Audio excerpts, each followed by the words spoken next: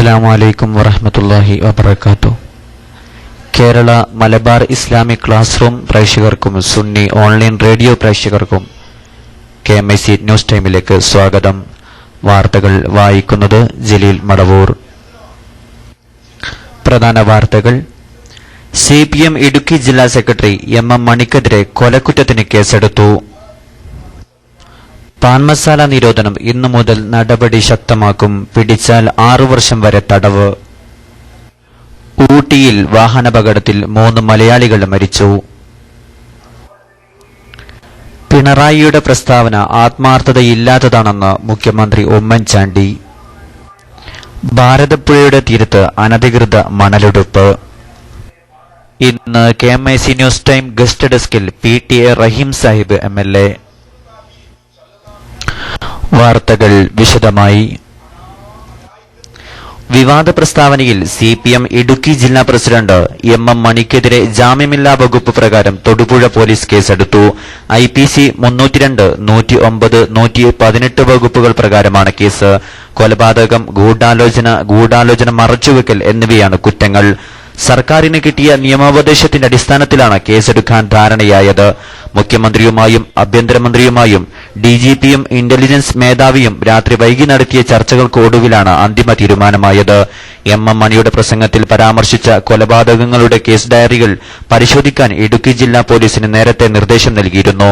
ഇതിന്റെ പ്രാഥമിക റിപ്പോർട്ടും ജില്ലാ പോലീസ് മേധാവി സമർപ്പിച്ചിട്ടുണ്ട്. മണി വെളിപ്പെടുത്തിയ കൊലപാതകങ്ങൾ നിഷേധിക്കാൻ തയ്യാറാകാത്ത പിണറായിയുടെ പ്രസ്താവന ആത്മാർത്ഥതയില്ലാത്തതാണെന്ന് മുഖ്യമന്ത്രി ഉമ്മൻചാണ്ടി പറഞ്ഞു. കൊലപാതക രാഷ്ട്രീയത്തെ ന്യായീകരിക്കാനാണ് പിണറായി ശ്രമിക്കുന്നതെന്നായിരുന്നു KPCC അധ്യക്ഷൻ രമേശ് ചെന്നിത്തലയുടെ വിമർശനം.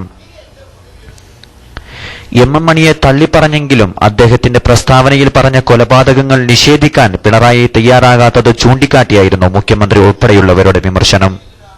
സഖാക്കളുടെ പരസ്യപ്രസ്താവന നടത്തരുതെന്ന് പറയാൻ വേണ്ടി വിളിച്ച വാർത്താസമ്മേളനമായിരുന്നു പിണറായിയുടേതെന്ന് മുഖ്യമന്ത്രി കോട്ടയത്ത് പറഞ്ഞു. ഈ മണി പറഞ്ഞ കാര്യങ്ങള് സത്യസന്ധമാണെന്ന് തെളിയിക്കത്തക്ക വിധത്തിലാണ്. അദ്ദേഹം ഈ കൊലപാതകങ്ങൾ നടന്നിട്ടില്ലെന്നോ അത് പാർട്ടിക്ക് ബന്ധമില്ലെന്നോ ഒന്നും പറഞ്ഞിട്ടില്ല. MM മണിക്കെതിരെ നടപടിയെടുക്കണമെന്ന് KPCC അധ്യക്ഷൻ രമേശ് ചെന്നിത്തല നെയ്യാറ്റിൻകരയിൽ ആവശ്യപ്പെട്ടു. പാർട്ടിയുടെ നടപടികൾ പുറത്തു പറഞ്ഞതിൽ മാത്രമാണ് സംസ്ഥാന സെക്രട്ടറി തെറ്റ് കാണുന്നത്. MM മണി പറഞ്ഞത് പാർട്ടിക്ക് വിരുദ്ധമായ കാര്യമാണെങ്കിൽ മണിയുടെ പേരിൽ നടപടിയെടുക്കാൻ പാർട്ടി തയ്യാറാകുമോ? കൊന്ന വിവരം മണി പുറത്തു പറഞ്ഞതാണോ പാർട്ടി കൊന്നതാണോ തെറ്റെന്ന് പിണറായി വ്യക്തമാക്കണമെന്ന് മന്ത്രി PK കുഞ്ഞാലിക്കുട്ടി വടകരയിൽ ആവശ്യപ്പെട്ടു. ഈ വിവരം പുറത്തു പറയാൻ പാടില്ലായിരുന്നു എന്നാണോ അതിന്റെ അർത്ഥം കൊല്ലാൻ പാടില്ലായിരുന്നു എന്നാണോ? പിണറായിയുടെ വാക്കുകൾ ശുദ്ധ തട്ടിപ്പെന്നായിരുന്നു ഇടുക്കി MP PT തോമസിന്റെ പ്രതികരണം. CPMനെ ഭീകര സംഘടനയായി പ്രഖ്യാപിക്കണമെന്നും അദ്ദേഹം തൊടുപുഴയിൽ ആവശ്യപ്പെട്ടു. സെക്രട്ടറിയായിരിക്കുന്ന ജില്ലാ സെക്രട്ടറി പറഞ്ഞത് നയവ്യതിയാനമാണ് എന്ന് പറയുന്നു. MM മണിയും പിണറായി വിജയൻ ഈ പാർട്ടി നിൽക്കുന്നു. ജനരോഷമടക്കാനുള്ള കേവലം അടവ് മാത്രമാണ് പിണറായി വിജയന്റെ ഈ തള്ളിപ്പറച്ചിൽ. മീറ്റ് പ്രൊഡക്റ്റ് ഓഫ് ഇന്ത്യ കോഴിയിറച്ചിക്ക് വില കുറച്ചു. 170 രൂപയിൽ നിന്ന് 135 വില കുറച്ചത്. മന്ത്രി KP മോഹനന്റെ ഇടപെടലിനെ തുടർന്നാണ് നടപടി. സർക്കാർ സ്ഥാപനങ്ങളിലെ വ്യത്യസ്ത വിലയെക്കുറിച്ച് KMIC ന്യൂസ് ടൈം റിപ്പോർട്ട് ചെയ്തിരുന്നു.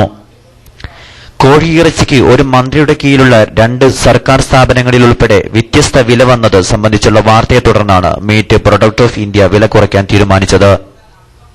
തോലുകളയാതെ 1 കിലോ കോഴിയിറച്ചിക്ക് 170 രൂപയായിരുന്നു MPI വാങ്ങിയിരുന്നത്.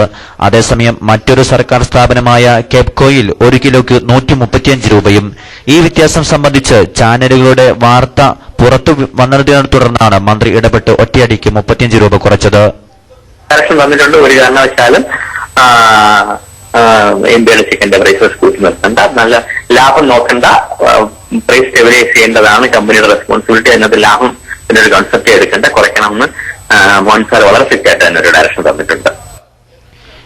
വിപണിയിൽ കൂടുതൽ സജീവമായി ഇടപെടുന്നതിന്റെ ഭാഗം എന്ന നിലയിൽ സ്വന്തമായി ഹാച്ചറി തുടങ്ങാനും MPIക്ക് പദ്ധതിയുണ്ട്. ഇതിനുള്ള തുക ബജറ്റിൽ വകയിരുത്തിയിട്ടുണ്ടെന്നും നിർമ്മാണത്തിനുള്ള ഉത്തരവ് ലഭിച്ചതായും ഡയറക്ടർ അറിയിച്ചു.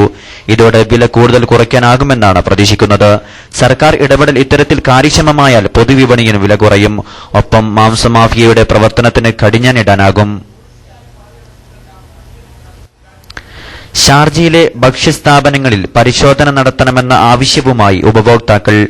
ചൂടുകാലം തുടങ്ങിയതിനാൽ വിപണികളിലെ ഭക്ഷ്യവസ്തുക്കളുടെ സുരക്ഷ ഉറപ്പാക്കണമെന്നാണ് ജനങ്ങളുടെ ആവശ്യം. ഇറച്ചി, പഴം, പച്ചക്കറികൾ തുടങ്ങി ഭക്ഷ്യമേഖലയിലെ മുഴുവൻ സ്ഥാപനങ്ങളിലും ആരോഗ്യ സുരക്ഷാ പരിശോധന വേണമെന്നാണ് ജനങ്ങൾ അധികൃതരോട് ആവശ്യപ്പെട്ടത്. ചൂടിന് കാഠിന്യം കൂടിയതിനാൽ പരിശോധന വൈകുന്നത് ജനങ്ങളുടെ ആരോഗ്യത്തെ ഹാനികരമായി ബാധിക്കുമെന്നും ഇവർ സൂചിപ്പിച്ചു. ചെറുകിട വൻകിട വ്യാപാര സ്ഥാപനങ്ങളിലും മിന്നൽ പരിശോധന നടത്തണം. വ്യാപാര സ്ഥാപനങ്ങളിൽ നിന്നും വാങ്ങുന്ന മാംസം, പാൽ, ജ്യൂസ് എന്നിവ വേഗത്തിൽ കേടാകുന്നതായി പരാതിയുണ്ട്. കച്ചവട സ്ഥാപനങ്ങളിൽ ഭക്ഷ്യവസ്തുക്കൾ സൂക്ഷിക്കുന്നതിലെ അപാകതയാണ് അപകടങ്ങൾ വരുത്തുന്നതെന്നും ഉപഭോക്താക്കൾ ചൂണ്ടിക്കാട്ടുന്നു. എന്നാൽ താപനില ഉയർന്നതോടെ വേനൽക്കാല പരിശോധനകൾക്ക് തുടക്കമിട്ടതായി മുനിസിപ്പാലിറ്റി തലവൻ എഞ്ചിനീയർ സുൽത്താൻ അൽ മുല്ല അറിയിച്ചു. റെസ്റ്റോറന്റ്, കഫ്റ്റീരിയ, ഗ്രോസറികൾ, പൈതൃക ഭോജനശാലകൾ എന്നിവയെല്ലാം പരിശോധന വിധേയമാക്കും. അബുദാബിയിൽ വാഹനങ്ങളുടെ സാങ്കേതിക സംവിധാനങ്ങളിൽ മാറ്റം വരുത്തുന്നവരെ പിടികൂടാൻ ജൂൺ 10 മുതൽ പരിശോധന തുടങ്ങുമെന്ന് ഗതാഗത വകുപ്പ് അറിയിച്ചു. ശബ്ദവും വേഗവും വർദ്ധിപ്പിക്കാനായി ലഘുവാഹനങ്ങളിലും ഇരുചക്രവാഹനങ്ങളിലും അനധികൃതമായി അധിക ഉപകരണങ്ങൾ ഘടിപ്പിക്കുന്നതാണ് പരിശോധനയിൽ പിടികൂടുക. മോട്ടോർ ബൈക്കുകളിൽ ശബ്ദം കൂട്ടുന്നവർ ശബ്ദ മലിനീകരണത്തിന് കാരണമാവുന്നതിനു പുറമെ ജനങ്ങളുടെ സ്വസ്ഥത കെടുത്തുന്നുണ്ടെന്ന് ഗതാഗത വകുപ്പിലെ പെട്രോളിയം വിഭാഗം തലവൻ ബ്രിഗേഡിയൻ ഹുസൈൻ അൽ ഹാരിസി പറഞ്ഞു. ഇത്തരം വാഹനങ്ങൾ നിരത്തിൽ ഇറങ്ങുന്നതുമൂലം കാൽനടയാത്രക്കാർക്കും പാർപ്പിട മേഖലകളിലെ താമസക്കാർക്കും അലോസരമുണ്ടാക്കുന്നു. ജൂൺ 10 ശേഷം ഇത്തരം വാഹനങ്ങൾ നിരത്തിൽ വെച്ചു തന്നെ പിടികൂടാനാണ് ഗതാഗത വകുപ്പിന്റെ നീക്കം. നിയമം ലംഘിക്കുന്നവരുടെ വാഹനം 1 മാസം പിടിച്ചുവെക്കും. നിയമലംഘകർക്ക് 900 ദിർഹം പിഴ ചുമത്തും. വാഹനങ്ങളിൽ അധിക വൈദ്യുതി പ്രവഹിപ്പിച്ചും നൈട്രജൻ സിലിണ്ടറുകൾ ഘടിപ്പിച്ചുമാണ് ശബ്ദവും വേഗവും കൂട്ടുന്നത്. ഈ ഉപകരണങ്ങൾ വാങ്ങി വാഹനങ്ങളിൽ സജ്ജമാക്കാൻ 80,000 ദിർഹം വരെ യുവാക്കൾ ചെലവഴിക്കുന്നുണ്ട്. ഓരോ വാഹനത്തിനും നിർമ്മാണ കമ്പനി നിശ്ചയിച്ച വേഗം മറികടക്കാനാണ് ഉപകരണങ്ങൾ ഘടിപ്പിക്കുന്നത്. ഈ വാഹനങ്ങളുമായാണ് യുവാക്കൾ കാറോട്ടം സംഘടിപ്പിക്കുക. ചിലർ ഈ വാഹനങ്ങൾ മോടി പിടിപ്പിക്കാൻ അപൂർണ വർണ്ണം നൽകുന്നുണ്ട്. സ്പോർട്സ് വാഹനങ്ങളോടുള്ള യുവാക്കളുടെ അതിരുവിട്ട ഭ്രമം കുടുംബങ്ങളിൽ പ്രശ്നങ്ങൾക്ക് കാരണമായതായും സൂചനയുണ്ട്. കുവൈത്തിൽ മനുഷ്യാവകാശ ലംഘനം എന്ന നിലയിലുള്ള US സ്റ്റേറ്റ് ഡിപ്പാർട്ട്മെന്റിന്റെ റിപ്പോർട്ട് വസ്തുതകൾക്ക് നിരക്കാത്തതാണെന്ന് രാജ്യത്തെ മനുഷ്യാവകാശ പ്രവർത്തകർ. മനുഷ്യാവകാശ ലംഘനമെന്ന് കണക്കാക്കാവുന്ന പല വിഷയങ്ങളിലും സർക്കാർ കൈക്കൊണ്ട നടപടികൾ പരിഗണിക്കാതെയാണ് US റിപ്പോർട്ടെന്നും കുറ്റപ്പെടുത്തി. കഴിഞ്ഞ വർഷം കുവൈത്തിലെ പല നടപടികളും മനുഷ്യാവകാശ ലംഘനത്തിന്റെ സ്വഭാവമുള്ളതായിരുന്നു എന്നായിരുന്നു US റിപ്പോർട്ട്. വിസക്കച്ചവടം, അവിദഗ്ധ തൊഴിലാളികളുടെ അവകാശ സംരക്ഷണം തുടങ്ങിയ വിഷയങ്ങളിൽ ആഭ്യന്തര മന്ത്രാലയത്തിനു കീഴിലുള്ള പൊതുകുടിയേറ്റ വിഭാഗം കഴിഞ്ഞ വർഷം ഗൌരവമായ പല നടപടികളും സ്വീകരിച്ചിട്ടുണ്ട്. വിസക്കച്ചവടം സംശയിക്കപ്പെടുന്ന 2000 കമ്പനികൾക്കെതിരെയാണ് നടപടികൾ സ്വീകരിച്ചത്. അത്രയും സ്ഥാപനങ്ങളുടെ ഫയലുകൾ മരവിപ്പിക്കുകയും കുറ്റക്കാർക്കെതിരെ കേസെടുക്കുകയും ചെയ്തു. സംസ്ഥാനതല ഹജ്ജ് ക്യാമ്പ് നാളെ മഅ്ദിനിൽ നടക്കും. 5000-ലധികം വരുന്ന ഹാജിമാരെ സ്വീകരിക്കുന്നതിനും ഹജ്ജും അനുഷ്ഠാനങ്ങളും സംബന്ധിച്ച അറിവുകളും പകർന്നുകൊടുക്കുന്നതിനുള്ള ഒരുക്കങ്ങൾ മഅ്ദിൻ എജു പാർക്കിൽ പൂർത്തിയായി. നാളെ നടക്കുന്ന ഹജ്ജ് ക്ലാസിനായി വിപുലമായ സൗകര്യങ്ങളാണ് മഅ്ദിനിൽ ഒരുക്കിയിരിക്കുന്നത്. രാവിലെ 8 മണിക്ക് ആരംഭിക്കുന്ന പരിപാടിയിൽ സയ്യിദ് ഇബ്രാഹിം ഖലീലുൽ ബുഖാരി തങ്ങൾ നേതൃത്വം നൽകും. ഇബ്രാഹിം ബാഖവി മേൽമുറി മുഖ്യ പ്രഭാഷണം നടത്തും. ബൈക്കിൽ യാത്ര ചെയ്തിരുന്ന 2 യുവാക്കളെ ദുരൂഹ സാഹചര്യത്തിൽ മരിച്ച നിലയിൽ കണ്ടെത്തി. ഇന്നലെ പുലർച്ചെ 2 മണിയോടെ ദേശീയപാതയിൽ വെസ്റ്റ് കൈതപ്പൊയിൽ പാലത്തിനടുത്താണ് മരിച്ച നിലയിൽ കണ്ടെത്തിയത്. പുതുപ്പാടി രൂപേഷ്, രാജൻ എന്നിവരാണ് മരിച്ചത്. ഇവർ സഞ്ചരിച്ച ബൈക്കിന് കേടുപാടുകളൊന്നും പറ്റിയിട്ടില്ല. ഇരുവരുടെയും തലക്ക് മാരകമായി പരിക്കേറ്റിരുന്നു. രക്തത്തിൽ കുളിച്ചുകിടന്ന ഇവരെ നാട്ടുകാർ മെഡിക്കൽ കോളേജ് ആശുപത്രിയിൽ എത്തിച്ചെങ്കിലും മരിച്ചിരുന്നു. ബാലുശ്ശേരിയിൽ വിവാഹ ചടങ്ങിൽ പങ്കെടുത്തു മടങ്ങുകയായിരുന്നു ഇരുവരും. ഭാരതപ്പുഴയിലെ അംഗീകൃത കടവുകളിൽ പാസ് മണലെടുപ്പിന്റെ മറവിൽ അനധികൃത മണൽ കടത്തും. പാസ് ഉപയോഗിച്ച് മണലെടുക്കുന്നതിനോടൊപ്പം കടവിലെ ജീവനക്കാരുടെ അറിവോടെ മാഫിയ സംഘങ്ങൾ പാസില്ലാതെയും മണൽ വാരുന്നതിന്റെ കണക്ക് പുഴയിൽ ഇറങ്ങുന്ന ലോറികളുടെ എണ്ണത്തിൽ നിന്നും വ്യക്തമാണ്. പാലക്കാട് ജില്ലയിലെ അംഗീകൃത കടവുകളിൽ നിന്ന് 8 മുതൽ 19 വരെയും തൃശൂർ ജില്ലയിലെ 10 മുതൽ 35 വരെയും ലോഡ് മണലാണ് പരമാവധി സംഭരിക്കാൻ അനുമതിയുള്ളത്. എന്നാൽ ഒരേ സമയം മിക്ക കടവുകളിലും കാണുന്ന ലോറികളുടെ എണ്ണം ഇതിലും അധികമാണ്. അതായത് പാസ് അനുവദിക്കുന്നതിനേക്കാൾ അധികം മണൽ പുഴയിൽ നിന്നും കടത്തുന്നുവെന്നാണ് സാരം.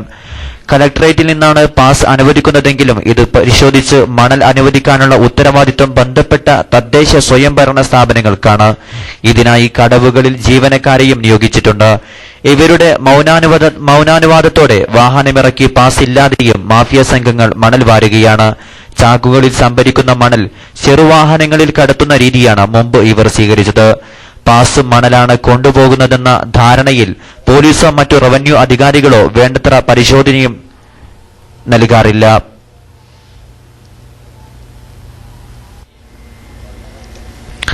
പാൻമസാല നിരോധനം ഇന്നു മുതൽ ശക്തമാക്കും. പിടിച്ചാൽ 6 വർഷം വരെ തടവ്. പാൻമസാലയും ഗുഡ്ഖയും നിരോധിച്ച സംസ്ഥാന സർക്കാർ ഉത്തരവ് ഇന്നു മുതൽ ശക്തമായി നടപ്പാക്കും. കലക്ടറുടെ മേൽനോട്ടത്തിൽ ഫുഡ് ഇൻസ്പെക്ടർമാർ ഉൾപ്പെട്ട സ്ക്വാഡുകൾക്കാണ് പരിശോധന ചുമതല. എഡിഎമ്മിന്റെ നേതൃത്വത്തിൽ തിങ്കളാഴ്ച മുതൽ എല്ലാ കടകളിലും ശക്തമായ പരിശോധന ആരംഭിക്കും. ആരോഗ്യത്തിനു ഹാനികരമായ ഘടകങ്ങൾ അടങ്ങിയ പാൻമസാലയും ഗുഡ്ഖയും പിടിച്ചെടുത്താൽ കടയുടമകൾക്കെതിരെ നിയമ നടപടി സ്വീകരിക്കുമെന്ന് ഭക്ഷ്യ സുരക്ഷാ കമ്മീഷണർ ബിജു പ്രഭാകർ വ്യക്തമാക്കി. പായ്ക്കറ്റിൽ ലഭിക്കുന്ന ചില പാൻമസാലയിൽ കുപ്പി പൊടിച്ചിടുന്നതായി അധികൃതരുടെ ശ്രദ്ധയിൽപ്പെട്ടിട്ടുണ്ട്. വായ്ക്കുള്ളിൽ പൊട്ടലുണ്ടാക്കി അതുവഴി കൂടുതൽ ലഹരിയുണ്ടാവാനാണിത്. ക്യാൻസറിനു പെട്ടെന്ന് ഇടയാക്കുന്നതും ഇതാണ്. അന്യസംസ്ഥാനങ്ങളിൽ നിന്ന് പാൻമസാല വരവ് തടയണമെങ്കിൽ ചെക്ക് പോസ്റ്റുകളിൽ പരിശോധന നടക്കണം. എന്നാൽ ഇതിനുള്ള ജീവനക്കാർ ഭക്ഷ്യസുരക്ഷാ വകുപ്പിന് ഇല്ല. പോലീസും റവന്യൂവും ഭക്ഷ്യസുരക്ഷാ വകുപ്പും ചേർന്നുള്ള പരിശോധനകൾക്ക് ഫലപ്രാപ്തി കൈവരിക്കാനാകുമോ എന്ന് അധികൃതർ തന്നെ സംശയിക്കുന്നു. ഊട്ടിയിൽ വിനോദയാത്രയ്ക്ക് പോയ മലയാളികൾ സഞ്ചരിച്ച വാഹനം അപകടത്തിൽപ്പെട്ട് 3 പേർ മരിച്ചു, 10 പേർക്ക് പരിക്കേറ്റു. മണ്ണാർക്കാട് തച്ചനാട്ടുകര പാലോട് പാറക്കല്ലിൽ സുലൈഹ, ജസീല ഇവരുടെ സഹോദരൻ അബ്ദുൽ മജീദിന്റെ മകൾ 1.5 വയസ്സുകാരി യാസിറ എന്നിവരാണ് മരിച്ചത്. ഊട്ടിക്കും ഗൂഡല്ലൂരിനുമിടയിൽ 31-ാം ഹെയർപിൻ വളവിൽ ഇന്നലെ വൈകിട്ട് 3:30യോടെയായിരുന്നു അപകടം. പരിക്കേറ്റവരെ കോയമ്പത്തൂരിലെ സ്വകാര്യ ആശുപത്രിയിൽ പ്രവേശിച്ചിരിക്കുകയാണ്. സ്വർണവില ഇന്ന് പവന് 80 രൂപ കുറഞ്ഞു. ഇതോടെ പവന്റെ വില 21,520 രൂപയായി. ഗ്രാമിന് 10 രൂപ കുറഞ്ഞ് 2,690 രൂപയായി. തങ്കം പവന് 29,260 രൂപയും വെള്ളി കിലോഗ്രാമിന് 54,500 രൂപയുമാണ് ഇന്നത്തെ വില. ഒരു ചെറിയ ഇടവേളയ്ക്ക് ശേഷം ഗസ്റ്റ് ഡെസ്കിൽ PT റഹീം സാഹിബ് MLA നമ്മോടൊപ്പം ചേരുന്നു. KMIC ന്യൂസ് ടൈം ഗസ്റ്റ് ഡെസ്കിൽ PT റഹീം സാഹിബ് MLA നമ്മോടൊപ്പം ചേരുന്നു.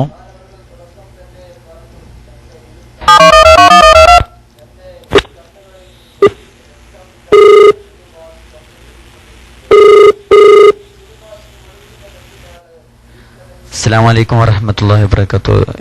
റഹീം സാഹിബ് കേൾക്കുന്നുണ്ടല്ലോ അല്ലേ? കേൾക്കുന്നുണ്ട്. വഅലൈക്കും അസ്സലാം വറഹ്മത്തുള്ളാഹി പറഞ്ഞോളൂ. KMIC ന്യൂസ് ടൈം ഗസ്റ്റ് ഡെസ്കിലേക്ക് സ്വാഗതം. ഗസ്റ്റ് ഡെസ്ക് ഇന്നലെ ചോദിച്ചതിന്റെ ബാക്കി 2-3 ചോദ്യങ്ങൾ താങ്കൾക്ക് മുമ്പിലേക്ക് വെക്കുകയാണ്. ചോദിച്ചോളൂ. കൊടുവള്ളി മണ്ഡലത്തിൽ നടന്ന ഇലക്ഷനിൽ വിജയിച്ചപ്പോൾ ആ ദിവസം തന്നെ എനിക്കറിയാം, എന്റെ ഓർമ്മ ഇപ്പോഴും ഓർക്കുന്നു, റഹീം സാഹിബ് കൊടുവള്ളി മണ്ഡലത്തിലെ പ്രകടനങ്ങൾക്ക് ശേഷം അന്ന് രാത്രി തന്നെ റഹീം സാഹിബും അതുപോലെ KT ജലീൽ സാഹിബും ഒരുമിച്ച് കാന്തപുരം ഉസ്താദിന്റെ വസതിയിലെത്തി നന്ദി പ്രകടനം നടത്തിയ ആ സന്തോഷകരമായ രംഗങ്ങൾ ഇപ്പോഴും എന്റെ മനസ്സിൽ തങ്ങി നിൽക്കുന്നു. ഇതൊക്കെയായിട്ടും കേരളയാത്രയുടെ തൊട്ടുമുമ്പ് മുസ്ലിം ലീഗിനെ ജയിപ്പിക്കാൻ നല്ലൊരു പങ്ക് തങ്ങളുടേതാണെന്ന് കാന്തപുരം ഉസ്താദ് വ്യക്തമാക്കുകയുണ്ടായി.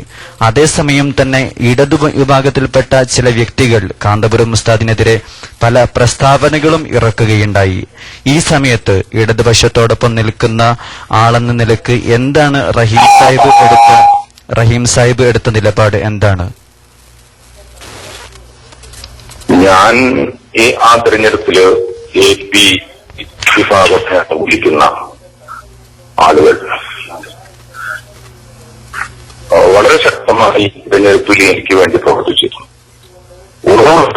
SSFിന്റെ യോഗം വിളിച്ചു ചേർത്ത് അവര് യോഗം ചേർന്ന് അവരുടെ പണ്ഡിതന്മാരുടെ യോഗത്തിൽ വന്ന് എനിക്ക് വേണ്ടി ശക്തമായ പിന്തുണ നൽകിയതിന്റെ കൂടി അടിസ്ഥാനത്തിലാണ് കൊടുവള്ളിയിലെന്ന് ഞാൻ തിരഞ്ഞെടുക്കപ്പെട്ടത്. അതുകൊണ്ടാണ് നമ്മുടെ സഹായിച്ച ആളുകളെ നന്ദി രേഖപ്പെടുത്തുക എന്നുള്ളത് വളരെ പ്രധാനപ്പെട്ട ഒരു വിഷയം ആയതുകൊണ്ടാണ് ഞാനും PTAയിലും അന്ന് തന്നെ ഉസ്താദിന്റെ വീട്ടിലെത്തി നന്ദി അറിയിച്ചത്. അതിന്റെ രാഷ്ട്രീയപരമായ വ്യക്തിപരമായ ഒരു കടമയായിട്ടാണ് ഞാൻ കാണുന്നത്. കാന്തപുരം പറഞ്ഞോ. ഈ ഉസ്താദിന്റെ യാത്രയുമായി ബന്ധപ്പെട്ട് ഉസ്താദ് നടത്തുന്ന യാത്ര അതൊരു പ്രത്യേക മുദ്രാവാക്യം ഉയർത്തിപ്പിടിച്ചുകൊണ്ടാണ്. അതിനെ എതിർക്കേണ്ട ഒരു കാര്യവും ആർക്കുമില്ല. അദ്ദേഹം മാനുഷിക മൂല്യങ്ങളെ ഉയർത്തിപ്പിടിച്ച് അതിന്റെ നല്ല വശങ്ങളെ ജനങ്ങൾക്ക് ബോധ്യപ്പെടുത്താൻ വേണ്ടി അദ്ദേഹം നടത്തിയിട്ടുള്ള യാത്ര എല്ലാ മനുഷ്യരുടെയും യാത്രയാണ്.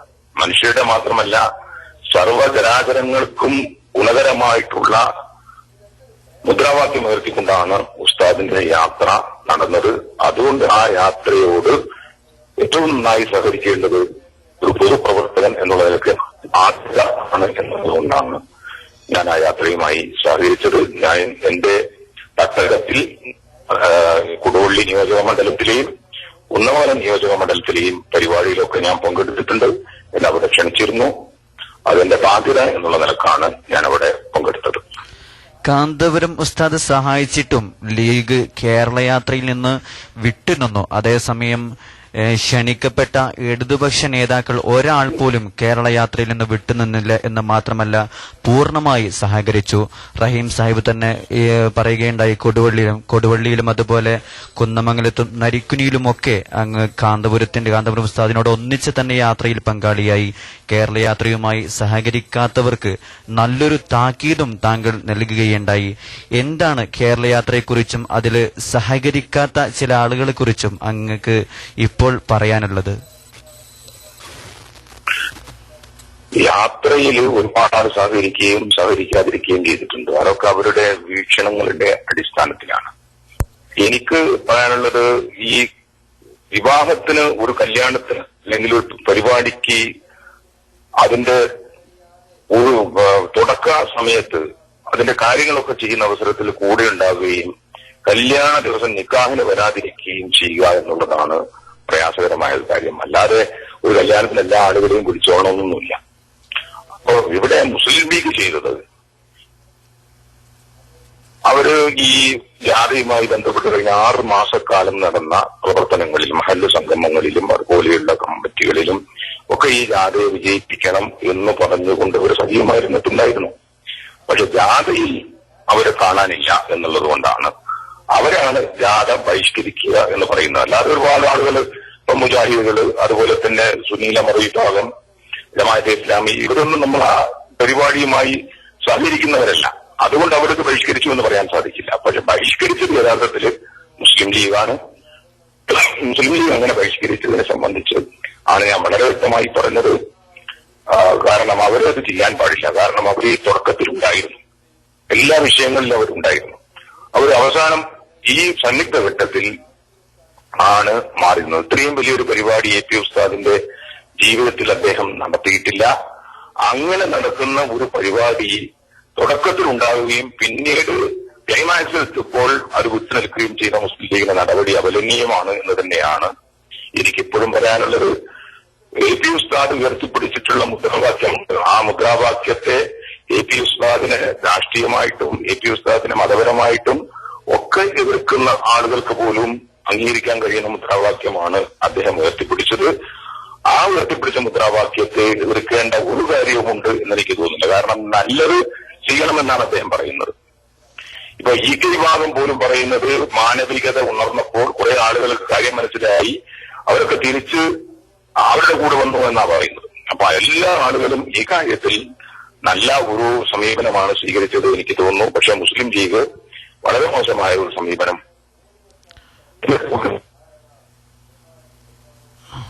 ഹലോ, ഓക്കെ, ടെലിഫോൺ ലൈനിൽ പ്രോബ്ലം നേരിട്ടിരിക്കുന്നു. വീണ്ടും ട്രൈ ചെയ്യാം.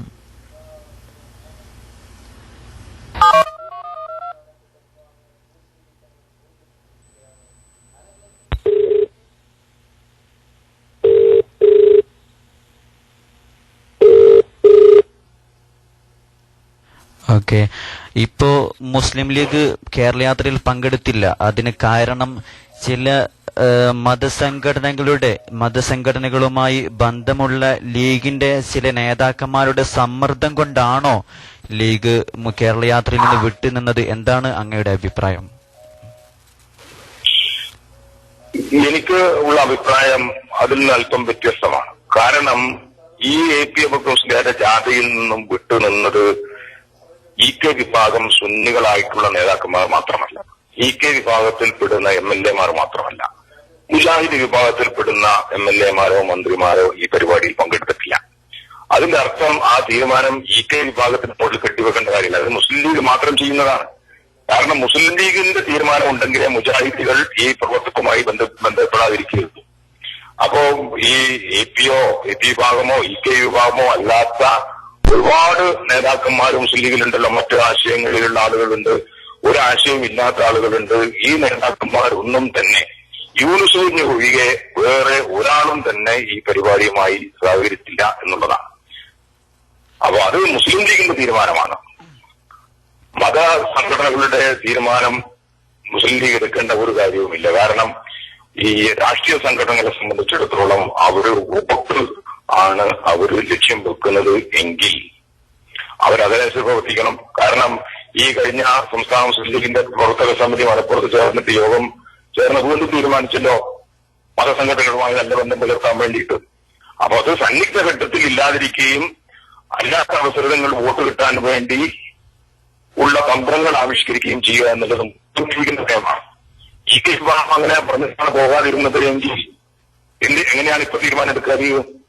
ഇപ്പൊ ലീഗ് തീരുമാനം മാറ്റിയല്ലോ. അതുകൊണ്ട് മുസ്ലിം ലീഗിന്റെ തന്നെ തീരുമാനമാണ് അതിൽ പങ്കെടുക്കണ്ട എന്ന് തീരുമാനിച്ചത്. അത് ഈ ജാഥ പരാജയപ്പെടും എന്ന് അവർ കരുതി. പക്ഷെ ആ ജാഥ വമ്പിച്ച് വിജയമാകുകയും തിരുവനന്തപുരത്ത് ചന്ദ്രശേഖരൻ നായർ സ്റ്റേഡിയത്തിൽ ഇവിടെ ഒരു രാഷ്ട്രീയ പാർട്ടിക്ക് പോലും കഴിയാൻ പറ്റില്ല. അത്രയും നല്ല യോഗം നടത്തി. ഇപ്പോ ആ യോഗത്തിൽ കോൺഗ്രസ് നേതാക്കന്മാർ വന്നു. വളരെ നല്ല ഒരു സമീപനമാണ്. കോൺഗ്രസ് നേതാക്കന്മാർ, കോൺഗ്രസിന്റെ മന്ത്രിമാരും മുഖ്യമന്ത്രിമാരും ഒക്കെ വന്നല്ലോ. ഇതിലൊരു രാഷ്ട്രീയം കലർത്തേണ്ട കാര്യം ഇല്ല. അപ്പൊ മുസ്ലിം ലീഗിന്റെ തീരുമാനമാണ്. ആ തീരുമാനം അനുസരിച്ചാണ് മുസ്ലിം ലീഗ് നേതാക്കന്മാർ പങ്കെടുക്കാതിരുന്നത്. അത് വഞ്ചനാപരമായ ഒരു സമീപനമാണ് എന്നുള്ളതാണ് എനിക്ക് സൂചിപ്പിക്കാനുള്ളത്. തീർച്ചയായും കാന്തപുരമായി ഇപ്പോൾ ഒരുപാട് കാലമായി താങ്കൾ അടുത്ത ബന്ധം പുലർത്തി വരുന്നു. ഈ ബന്ധത്തിനിടയിൽ കാന്തപുരം ഉസ്താദുമായി എന്നെന്നും മനസ്സിൽ സൂക്ഷിക്കാൻ പറ്റുന്ന ഒരു അനുഭവം എന്താണ്? പ്രേക്ഷകർക്ക് വേണ്ടി അങ്ങ് ഒന്ന് വിശദീകരിച്ച നന്നായിരുന്നു. എനിക്ക് അദ്ദേഹം ഏറ്റവും അടുപ്പ് ഞാൻ മനസ്സിൽ സൂക്ഷിക്കുന്ന ഒരു കാര്യം, AP ഇന്നത്തെ അവസ്ഥയിലേക്ക് ഇന്നൊരുപാട് സ്ഥാപനങ്ങളുടെ അധിപനാണ്. വലിയ ഒരു അനുയായി വൃന്ദം അദ്ദേഹത്തോടൊപ്പം ഉണ്ട്. ഇതൊന്നും ഇല്ലാതിരുന്ന കാലത്ത്, അദ്ദേഹത്തിന്റെ ഒരു കാറ് പോലും ഇല്ലാതിരുന്ന ഒരു കാലഘട്ടത്തിൽ അദ്ദേഹവും ഞാനും കൂടി രണ്ടത്താണി എന്ന സ്ഥലത്ത് ഒരു മതപരിപാടിയിൽ പങ്കെടുക്കാൻ പോയിരുന്നു. ഞങ്ങൾ തിരിച്ചു വന്നത് ഒരു ലോറിയിൽ കയറിയിട്ടാണ്. അവിടുത്തെ സംഘാടകർ ഞങ്ങൾക്ക് ഒരു ലോറി കൈകാണിച്ച് നിർത്തി തന്നു. ഞങ്ങൾ അതിൽ കയറിയിട്ടാണ് കോഴിക്കോട്ടേക്ക് വന്നത്. അത്രയും താഴേക്കടയിൽ നിന്ന് പ്രവർത്തിച്ചാണ് AP ഉസ്താദ് ഇന്നത്തെ നിലയിലേക്ക് എത്തിയത്. അപ്പൊ അന്നും അദ്ദേഹത്തോടൊപ്പം ആ ലോറിയിൽ അദ്ദേഹം ആ ലോറിയുടെ പിന്നിൽ കിടന്നുറങ്ങി വന്ന ഒരു രംഗം ഇപ്പോഴും എന്റെ മനസ്സിലുള്ളത് അദ്ദേഹത്തിന്റെ അദ്ദേഹത്തോടൊപ്പം നടന്ന ആ യാത്രയാണ് എന്റെ മനസ്സിനെ ഇപ്പോഴും എന്റെ മനസ്സിൽ ഞാൻ സൂക്ഷിക്കുന്ന ഒരു കാര്യം. നന്ദി റഹീം സാഹിബ്. കാന്തപുരം ഉസ്താദുമായി കഴിഞ്ഞ കുറെ മുൻകാലങ്ങളിലുള്ള അനുഭവങ്ങൾ അയവിറക്കിയതിന് ഇപ്പോൾ ഓൺലൈനിലൂടെ അഥവാ കേരള മലബാർ ഇസ്ലാമിക് ക്ലാസ് റൂമിലൂടെയും സുന്നി ഓൺലൈൻ റേഡിയോ വഴിയും നൂറുകണക്കിന് പ്രേക്ഷകർ അങ്ങയുടെ ശബ്ദം കേൾക്കുന്നുണ്ട്. എന്താണ് പ്രേക്ഷകരോടായി താങ്കൾക്ക് പറയാനുള്ളത്? എനിക്ക് പറയാനുള്ളത്, മതപരമായ കാര്യങ്ങളിൽ രാഷ്ട്രീയത്തിന്റെ അതിപ്രസരം ഒഴിവാക്കുന്നതാണ് ഏറ്റവും നല്ലത് എന്നാണ് അനുഭവത്തിന്റെ അടിസ്ഥാനത്തിൽ എനിക്ക് പറയാനുള്ളത്. രാഷ്ട്രീയത്തിന്റെ വഴിക്ക് പോട്ടെ. അതേസമയത്ത് മതവും രാഷ്ട്രീയവും രണ്ടാണ് എന്നൊന്നും ഞാൻ അഭിപ്രായപ്പെടുന്നില്ല എങ്കിൽ പോലും ഈ വോട്ട് ബാങ്ക് രാഷ്ട്രീയം അത് ആശാവഹമായ ഒരു കാര്യമാണ് എന്ന് എനിക്ക് തോന്നുന്നില്ല.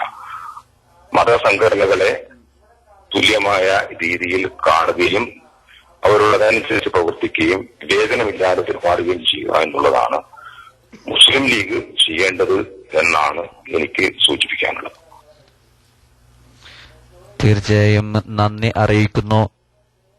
KMIC ന്യൂസ് ഡെസ്കിന് വേണ്ടി അങ്ങയുടെ വിലപ്പെട്ട സമയം കണ്ടെത്തിയതിന് കേരള മലബാർ ഇസ്ലാമിക് ക്ലാസ് റൂമിന്റെ നന്ദി അറിയിക്കുന്നു. KMIC ന്യൂസ് ഡെസ്ക് ഇവിടെ പൂർണ്ണമാകുന്നു. നാളെ ഇതേ സമയം KT ജലീൽ സാഹിബ് ഗസ്റ്റ് ഡെസ്കിൽ നമ്മോടൊപ്പം ചേരുന്നു. അവസാനമായി KMIC വാർത്തകൾ. ഇന്ന് വൈകിട്ട് 7 മണിക്ക് വേങ്ങരയിൽ നടക്കുന്ന നൌഷാദ് ഹസനിയുടെ പ്രഭാഷണം Kerala Malabar Islamic class room തത്സമയം സംപ്രേഷണം ചെയ്യും. ഇതോടെ KMIC ന്യൂസ് ടൈം പൂർണ്ണമാകുന്നു. അടുത്ത ന്യൂസ് ബുള്ളറ്റിൻ നാളെ ഇന്ത്യൻ സമയം 4 മണിക്ക് നിങ്ങളുടെ സ്വന്തം കേരള മലബാർ ഇസ്ലാമിക് ക്ലാസ് റൂമിൽ നിങ്ങളുടെ വിലപ്പെട്ട ഉപദേശങ്ങളും നിർദ്ദേശങ്ങളും ജലീൽ മടവൂർ എന്ന ബൈലെക്സ് ഐഡിയിലോ KMIC 786 എന്ന നിംബസ് ഐഡിയിലോ അറിയിക്കുക. അസ്സലാമു അലൈക്കും വറഹ്മത്തുള്ളാഹി വബറകാതുഹു.